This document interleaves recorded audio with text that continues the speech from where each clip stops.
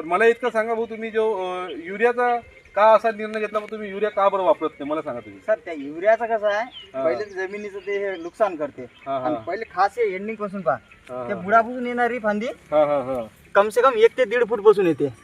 Urea न दिल्यानं तुम्हाला 3 इंचापासून फांदी भेटा. बरोबर. पहिले जे मोनोपुड्या सिंगपुड्या जो म्हणतो आपण, त्याच या फांदीलाच कम से कम 30-40 बोंड लागायची शक्यता असते. बरोबर. पण युरिया टाकल्यामुळे हे फांदी येते इथं.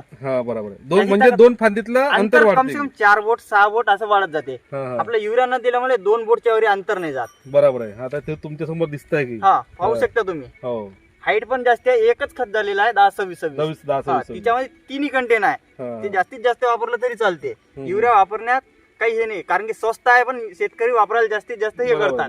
पण ते वापरून नाही.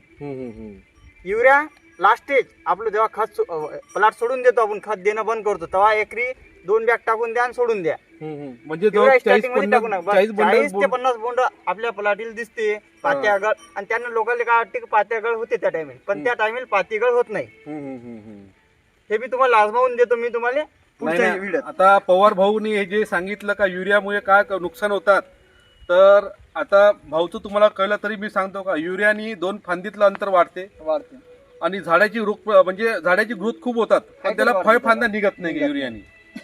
आमचा हाच उद्देश. आम्ही जे शेतकऱ्याला भेटता का बा युरिया वापरू नका कॉटनला, आम्ही सगळ्या शेतकऱ्याला सांगता युरियानी खूप मोठं नुकसान होतं. फक्त तुमचे झाड हिरवगार होतात आणि वाढ हाईट करतात, पण तुम्हाला रोगप्रतिकार शक्ती रोगाचं प्रमाण खूप वाढत होतं. जे बुड आहे ना, हे बुड वाढत नाही. मेन गोष्ट आपल्याला बुड मजबूत पाहिजे, तर युरियाने हे बुड होत नाही. प्लॉट आहे याचा बुड पहा, तुमची पलाटी आखरीपर्यंत एवढी जाड राहते.